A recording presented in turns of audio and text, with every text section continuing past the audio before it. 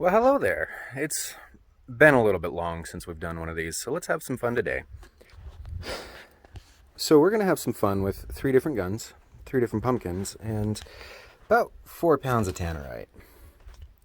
Now, I've played with tannerite in the past and have had some really good experiences with it. And I've also had some really bad experiences with it.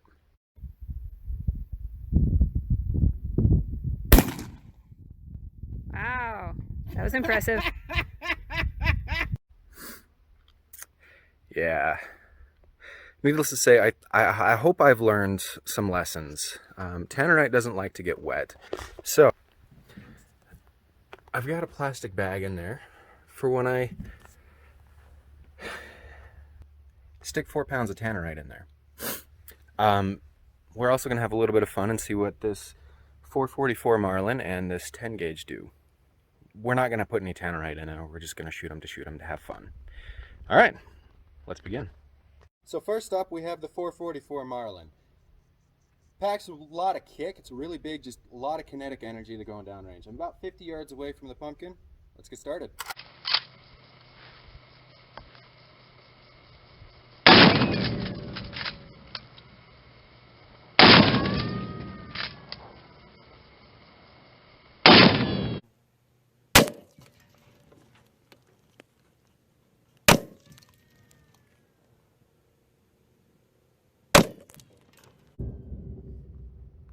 All right, let's go take a look. So this actually came out kind of cool. Now, mind you, I'm not always the best shot, but still, this was really... One of my shots, missed entirely, which you should have seen. But check out how that just hollowed it out. I'm trying to be mindful of the bee that's floating around. And there's chunks of it over there. So, yeah, all in all, that was pretty cool. All right, so we've got the 10 gauge this time. A little bit closer because it's a scatter gun, you know? I want to show you the difference between a 12 gauge and a 10 gauge, okay? All right. Let's do this.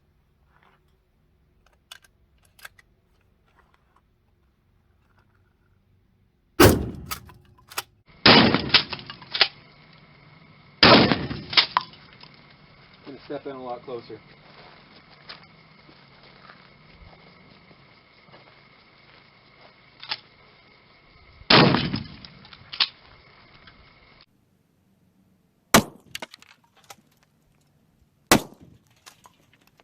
So, once again, my camera that I keep right there, yeah, it's actually in that cup. The pumpkin rolled off screen. It did pretty good that first round. Anyway, that's the 444 pumpkin. And this is the 10 gauge. I had to step in to really have fun with it, but that's what we got going there. So, up next, tannerite. So as I've said, I've actually shot this much tannerite before. It was an absolute blast.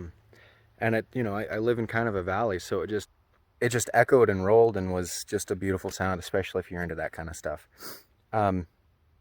Now that said, I'm actually going to move back so I'm out of, I'm not close to it, because even though tannerite is a low-grade explosive, you still need to respect it. Half a pound to a pound of tannerite is always fun. You throw it in something, or just shoot it just to shoot it, and you're going to have a blast. Pun intended. So this much, I have to make sure that I'm even smarter. I'm going to move back probably closer to 75, 100 yards. So in that way, if anything comes back at me, in theory, I won't get hurt. In theory. All right, here goes nothing. Let's hope we hit it on the first try, otherwise...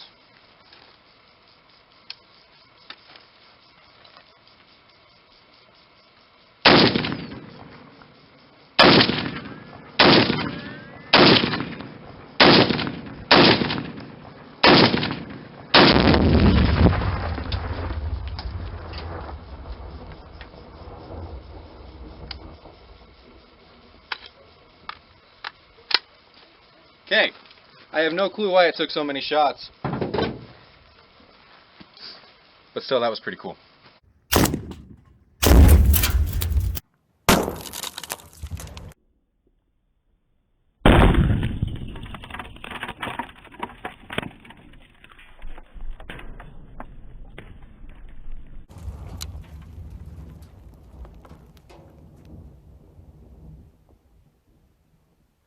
All right, time for the carnage video. Check out what happened to this pickup bed. Even up onto these cars. Here is the ground. Like, I made it really soft. Pumpkin 1, pumpkin 2. I don't think that's pumpkin 3, but let me show you some pieces of pumpkin 3. Now, mind you, standing from where I'm at right now to my pickup, like I said, is probably about 7,500 yards, maybe less.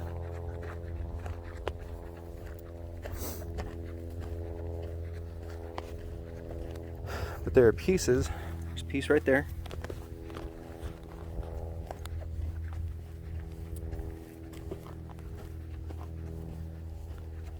Two pieces there. Got a piece there. Another piece there. That's the furthest out it went. Look how close we are to my pickup now. That was a lot of fun.